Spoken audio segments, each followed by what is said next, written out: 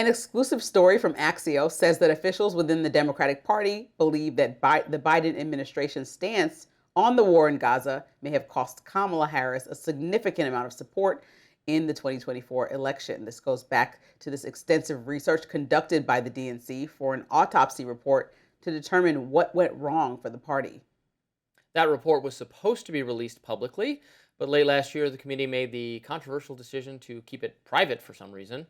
Now, Axios has learned some of the details of the report. Their article reads, in part, activists from the Institute for Middle East Understanding Policy Project told the DNC that the Biden-Harris administration's support for Israel was a factor in the party's losses because it drained support from some young people and also progressives. Axios independently verified that Democratic officials conducting the autopsy believed the issues harmed the party's standing with some voters. Now, during her brief stint as the Democratic nominee, Harris took more of a split approach to the topic. She repeatedly affirmed her support for Israel's right to defend itself, but she also called for an immediate ceasefire in Gaza. She stopped short of calling for an arms embargo on Israel, which became a point of contention for many on the left. While on a tour stop for her recently published book, Harris reflected on the moment, saying, "We should have done more as an administration." Wow. More specifically, she suggested she and Biden should have been more upfront with their criticisms of Israeli Prime Minister Benjamin Netanyahu. Yeah, you think?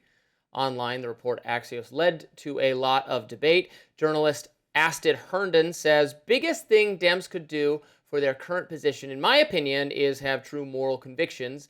They love to wait till the polls tell them something is confirmed. Okay, and by that time it's too late. You should try believing in something, anything, the first time, even at the point of risk. And Anthony Zenkis, a professor at Columbia University, says, word of warning, run Harris or another pro-Israel genocide denier, and we will be having the same conversation 3 years from now. But there were also some skeptics, such as writer Cory Walker, who says, quote, the folks quoted here are from the Institute for Middle East Understanding, which is an anti-Israel organization. Most polls show that Gaza was low priority for voters. I'm skeptical of reports which show was a major player in Harris's loss.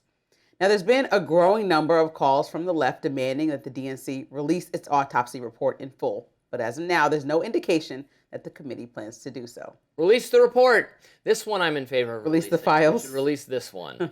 Because this is not, criminal. This is just the party's the party paid for wrong. Information about what went wrong. I don't see the benefit of I don't see the benefit of them ever releasing it unless you're going to come up with strategy internally and then just share the strategy with the wider. Well, there's no reason to commission it, decide we're not going to follow its advice, and never publish it.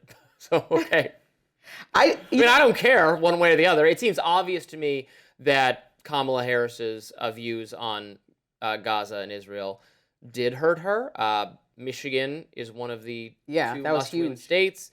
It has I'm from Michigan, significant Arab Muslim population that voted for Jill Stein over her, having to do with the administration's position on Gaza. And it's not like, Trump was savvy here because he was kind of ambiguous about what he kept saying, like, well, they got to finish the job, but they got to finish it quick because this is bad, sort of be all things to all people on the issue without being super specific. Whereas Kamala was tied to the specific things the Biden administration was doing, which was whatever the Israeli government wanted, with no pushback. She could have pushed back more. She didn't. She didn't draw any daylight between her and Obama. Biden. Obama these days. Biden. She didn't, when asked by The View what she would do differently, she could have said that. She didn't say anything. She didn't have a great answer about it. 60 Minutes. So here we are. I think this is such a point of contention because the Democratic Party is probably likely still very deeply divided on what the next steps are or how to respond to this issue. There's like a whole moderate faction of the party and then a progressive faction of the party that have two distinct different ideas about how this should have been handled.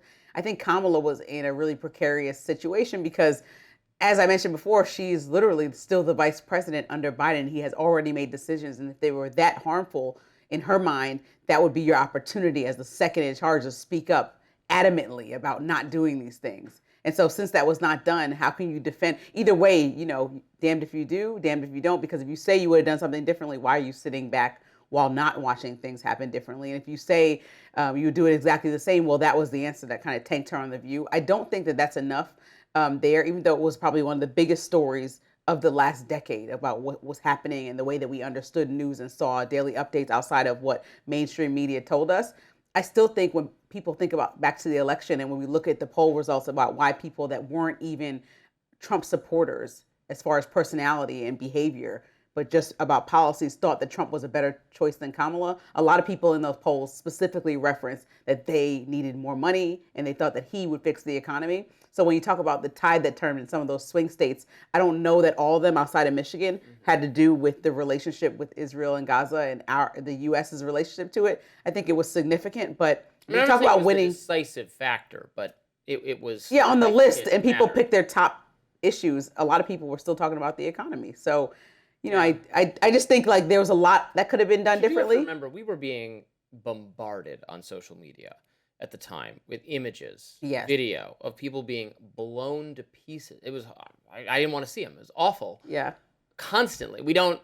This was really the first major war where the U.S. is not involved with ground forces, but we pay for, we're giving money for their defense, and we're seeing the fruits of our military the widespread death of civilians, of children, and that was hard to watch and not say, wow, is there nothing else we can do? We have to be totally involved in this. This is going to be on us. And it went on and on and on, even after, so many Hamas fighters killed. Look, it's a difficult, complicated situation. At the time, we would argue about it on Rising. I was trying to represent the other view of why Israel was attacked by terrorists, has to defend itself, hostages are being held, that kind of thing. I'm not saying it's not complicated, but